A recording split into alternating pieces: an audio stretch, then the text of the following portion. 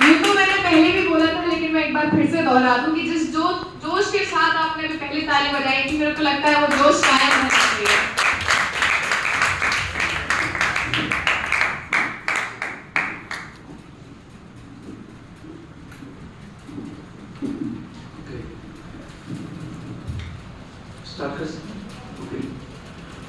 मेरा नाम रोशन कुमार है और मैं राजनीतिक अध्ययन केंद्र के द्वितीय वर्ष का छात्र हूँ। मैं आज आप सभी के सामने दिए गए विषय के विपक्ष में बोलूँगा और मेरी बातें इस तरह से है कि देखेंगे कि जन्म विप्रति बहुधा विवाचसम नाना धर्मानम पृथ्वी यतो कसम,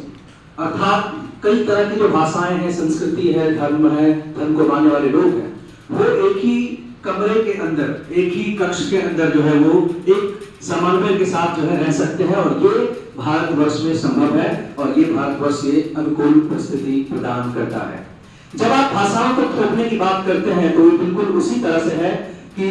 किसी खेत में जो जैविक खेती होती है उसमें जो फसल है, विचारों की जो फसल है वो काफी लहलहाती हुई दिखती है, लेकिन उसी खेत में जब आप पश्चिमी देशों की जो उर्वर खाद है, उर्वरता है, उसको आप थोपने की कोशिश करेंगे तो जो भारत की भारतीयता और संस्कृति है वो भी कहीं ना कहीं खतरे में पड़ेगी। आज एक भाषा की बात क्यों हो रही है पूरे देश में, आपको समझने की जरूरत है। इसका राजनीतिक पहलू भी है, राजनीतिक पक्ष भी है, जो कि एक भारत की जो बहुसंस्कृतिवाद की जो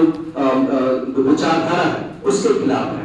इन्हें लगता है, जो थोपना चाहते हैं उन्हें ये लगता है कि हम इससे भारतीय संस्कृति को बचाने की तरफ जा रहे हैं, पर ये इनकी सोच को मैं थोड़ा सा करेक्ट कर दूं, सही कर दूं कि ये भारतीय संस्कृति को बचाने के पक्ष में नहीं बल्कि भारतीय संस्कृति को मिटाने के पक्ष में, क्योंकि भाषा केवल माध्यम विचारों को प्रेषित करने का नहीं है। भाषा आपके संस्कृति को संजोए रखती है, भाषा आपके विचारों को, आपकी मौलिकता को बचाए रखती है। आज कर्नाटक हो, तमिलनाडु हो, बिहार हो, मध्य प्रदेश हो, हर जगह पे आप देखेंगे कि उनकी जो मौलिक सांस्कृतिक आंचलिक भाषा है उसमें कई प्रकार की ज्ञान विज्ञान विकास की बातें हो रही है और जिस दिन हम एक भाषा को ढूंढने की बात करेंगे वो सभी कहीं ना कहीं खत्म हो जाएंगे और ये फिर उसी ओर बढ़ने जैसा होगा जिसको हम संस्कृताइजेशन कहते हैं, संस्कृतिकरण। और वो संस्कृताइजेशन बहुत ही ज्यादा खतरनाक है क्योंकि इसमें फिर से ज्ञान की राजनीति को बढ़ावा मिलेगा और ये ज्ञान की राजनीति क्या है, जिस पर वर्चस्व चंद लोगों का सदियों से रहा है और चंद लोगों का सदियों तक रहने वाला है। तो इसी चीजों को हमें बचाने की जरूरत है और समावेशी मानववाद और समावेशी भाषावाद की तरफ बढ़ने के साथ साथ बहुसंस्कृतिवाद, बहुभाषा के तरफ हमें बढ़ना चाहिए। आप देख सकते हैं कि कई सारे उदाहरण जैसे कि पहले के वक्ताओं ने रखा कि बांग्लादेश का जैसे विभाजन हो पाकिस्तान के साथ, या फिर आप श्रीलंका में देख सकते हैं तमिलियंस का जो विरोध है सिंगलीज के खिलाफ, जहां भी ये हुआ है, कोशिश की गई है थोपने की, उस जगह पे हमेशा कहीं ना कहीं एक विध्वंस का सामना करना पड़ा है और लोगों के अंदर जो है एक व्याकुलता दिखी है अपनी भाषा और संस्कृति को बचाने की। हमें ये क्यों जरूरत पड़ रही है आखिर ये करने की, इसके खिलाफ हमें थोड़ा सा सोचना चाहिए।